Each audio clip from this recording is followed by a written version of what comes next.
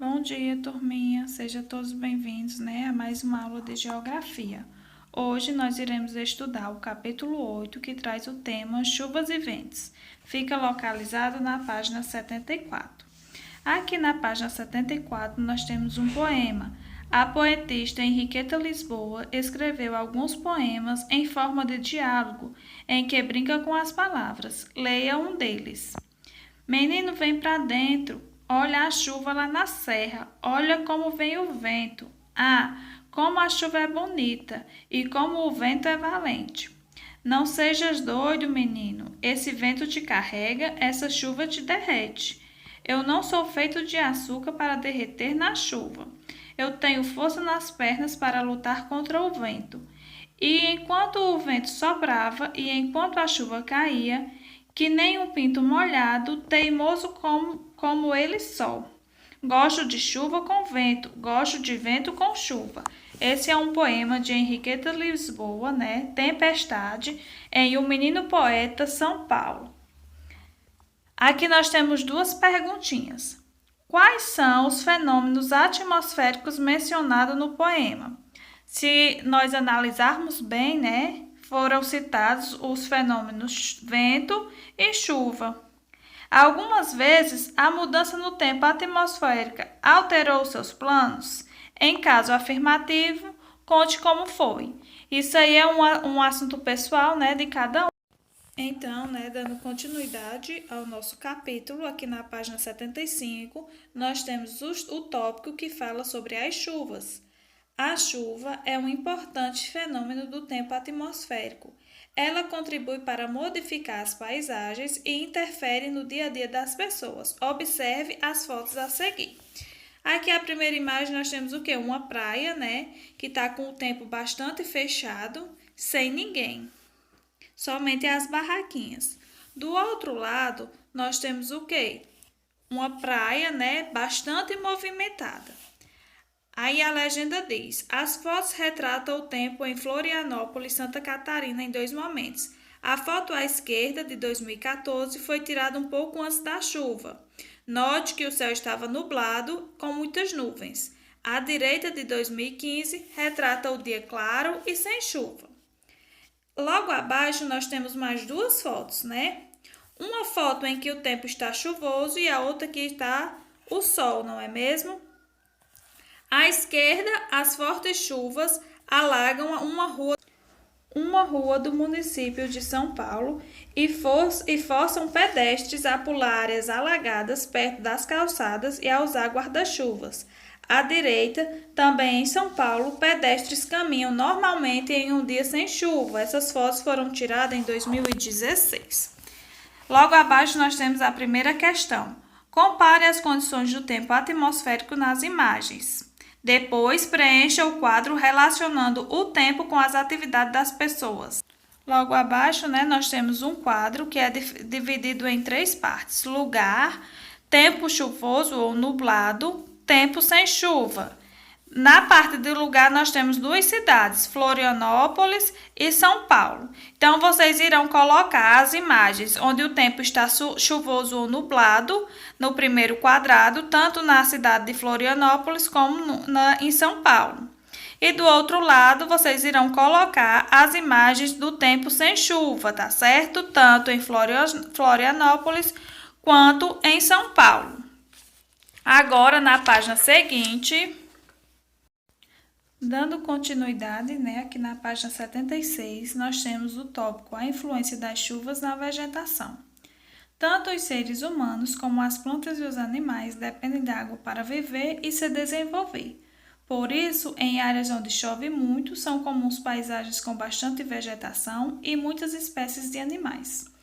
Nos locais onde chove pouco durante o ano, a vegetação é mais espaçada e menos verde nos períodos mais secos. Assim que a chuva volta a cair, porém a paisagem começa a ficar verde de novo.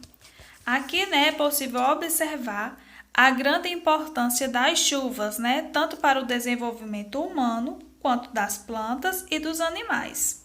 Aqui abaixo nós temos duas imagens, À esquerda, no período chuvoso, as margens de um riacho estão ocupadas por vegetação com folhagem verde. À direita, após um longo período sem chuvas, as águas desse mesmo riacho secaram e a vegetação ficou ressecada. Essas imagens são da cidade de Casa Nova, na Bahia, em 2015. É interessante, né, observar a presença da vegetação, né? Ela favorece o aumento da umidade do ar, o que aumenta a incidência de chuvas, né? Regulariza o fluxo das águas dos rios e favorece, por consequência, a infiltração da água no solo, abastecendo os lençóis freáticos. Assim, favorecendo, né, com que as nuvens carreguem, a água evapora e enche as nuvens, fazendo com que a água caia, não é mesmo? Nessas fotos também é possível observar que alguns rios secam durante o período de estiagem. O que seria esse período de estiagem? Épocas em que chove menos. Esses rios são chamados de interminantes ou temporários. Já aqueles rios que não secam, né, que apresentam fluxo de água durante o ano inteiro, são chamados de rios perenes, tá certo? Aqui abaixo nós temos a segunda questão. As fotos abaixo retratam duas paisagens com o mesmo tipo de vegetação, mas em diferentes épocas do ano. Compare os dois momentos. Então, aqui na primeira imagem, nós temos à esquerda vista da vegetação do Pantanal durante a estação de chuvas, a partir de uma torre de observação em Poconé, em Mato Grosso. A foto é de 2013. À direita, a mesma vegetação durante a estação seca, uma foto de 2014. Que fenômeno do tempo atmosférico ocasionou a diferença, né, na vegetação dessas paisagens? O que será que ocasionou essa diferença? De um lado está bem verde, né, e do outro lado está o quê? Seco. As imagens seca, algumas plantinhas ainda verdes, mas a maioria está seca. Qual é o fenômeno que ocasionou isso? Dando continuidade, né, na página 77, nós iremos falar sobre a circulação das águas. Grande parte da água líquida que existe na Terra corre pelos rios e se acumula em oceanos, lagos e represas. Mas como a água chega até as áreas onde se acumula?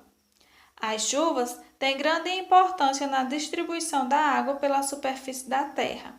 A água da chuva infiltra no solo e abastece as nascentes de muitos rios.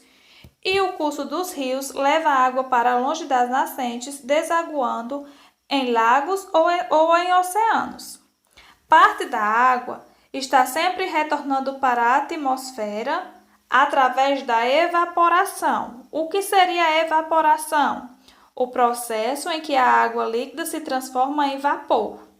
De modo inverso, a condensação é a transformação do vapor em gotículas de água líquida, que depois volta para a superfície da Terra como chuva. Ou seja, a evaporação, né, é a água líquida que se transforma em vapor.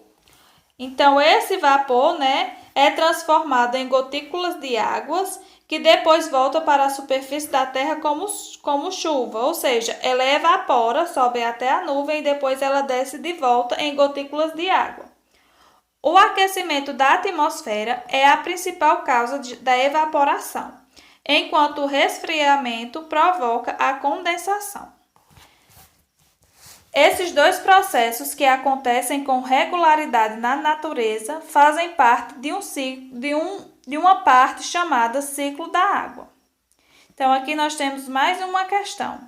Observe as representações. Em seguida, faça o que se pede. Na foto A, nós temos o quê?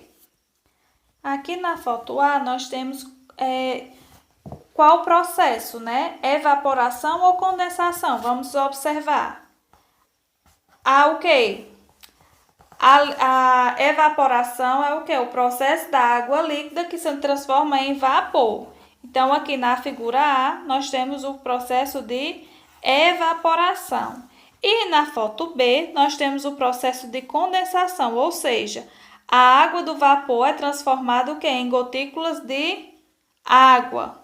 né? Então, vocês irão observar e marcar a letra A em um dos quadrinhos, no primeiro ou no segundo quadrinho, tá certo? Observem e respondam. Agora nós iremos falar, né, sobre o tópico a chuva como fonte de água. A chuva pode fornecer água natural, limpa para usos diversos, mas não é potável, ou seja, ela não pode ser bebida se não for tratada. O armazenamento de água da chuva é feito com o uso de cisternas e de calhas instaladas nos telhados. As vantagens são muitas. Os reservatórios se adequam a todo tipo de construção, funcionam como uma reserva para momentos de crise no abastecimento público e ainda ajudam a reduzir o consumo da água tratada. Essa água pode ser usada na descarga de vasos sanitários, na limpeza de pisos e veículos e na rega de plantas ou hortas. Então, muita gente, né, tem o costume de consumir água da chuva. Porém, essa água ela não é uma água potável. Ela não é liberada, né, para o consumo humano, a não ser que ela receba um tratamento, né, e depois desse tratamento, aí sim ela pode ser utilizada para consumo. Antes disso, lembrar que a água da chuva não pode ser consumida, tá certo? Aqui nós temos a segunda questão. Com base nas informações acima e nessa ilustração, responda as questões a seguir. Aqui nós temos, né, a imagem, né? Consumo doméstico de água a cada 100 litros. 35 litros para higiene pessoal, 30 litros para descarga em vasos sanitários, 20 litros para lavagem de roupas, 10 litros para cozinha e água de bebê, 5 litros para limpeza. Então, na A diz: o uso de água da chuva poderia contribuir para a redução do uso de quantos litros de água tratada e em quais atividades? Vocês irão observar e responder. Na letra B, para que outra atividade cotidiana a água da chuva armazenada pode ser utilizada? Qual será essa outra atividade? Temos também a terceira questão. Leia o texto abaixo e em dupla responda a questão proposta. Então, essa atividade não precisa ser em dupla, tá certo? Você em casa dá para você resolver sozinho. Caso você precise de alguém para conversar, você pode estar chamando o papai ou a mamãe. A demanda pela água só cresce e a poluição das águas é um problema mundial. As águas dos rios recebem lixo, esgoto doméstico e poluição lançada pelas indústrias, pela atividade agrícola e pela mineração. Está perguntando o quê? Em situações em que a água está poluída e o abastecimento público é ineficiente, como a água da chuva pode contribuir para a solução do problema? Então, vocês irão pensar, né, como que a água da chuva pode contribuir no abastecimento das atividades, tá certo? E na página 79, vamos dar continuidade. No sertão nordestino, as chuvas ocorrem em determinadas épocas do ano e há longos períodos de seca. A maior parte da chuva que cai evapora. Nesse ambiente, além da perfuração de poços e da construção de açudes e canais artificiais que captam a água dos rios mais distantes, o armazenamento da água da chuva em cisternas é muito importante para garantir água o ano todo às comunidades sertanejas e suas atividades. Leia o texto a seguir. Pequenos produtores da comunidade do povoado de Picos, no município de Piranhas, no sertão, passam a contar com equipamentos para o armazenamento de águas conhecido como cisternas. Para o agricultor Júnior Oliveira, que mora há mais de 30 anos na comunidade de Picos, a cisterna trará benefícios para os pequenos produtores e será de grande utilidade para todos. A cisterna chegou em uma boa hora e vai ter uma grande utilidade para o armazenamento de água da chuva, para a produção e para as atividades domésticas, comemora Júnior Oliveira. Então, o que seria cisternas?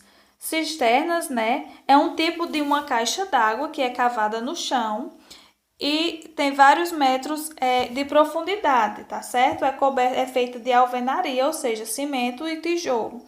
E ela capta a água das chuvas, ou seja, a água que cai no telhado, eles fazem um canalzinho de ligação que cai diretamente dentro dessas cisternas, tá certo? Elas armazenam a água das chuvas. E essas águas são utilizadas na produção de produtos, né? E também nas atividades domésticas, né? Aqui nós temos a quarta questão. Segundo o texto, qual será a utilidade da água armazenada nas cisternas para os pequenos produtores do sertão nordestino? Eu acabei de falar, né? E na explicação, qual seria a serventia, né? Armazenar água servirá para a produção agrícola, né? E as atividades domésticas. E na quinta questão temos: observe atentamente a charge e responda. Que mudanças de atitude em relação à água a charge retrata? Que fatores podem ter contribuído para essa mudança? Vocês irão analisar a charge, tá certo? E responder qual é a mudança.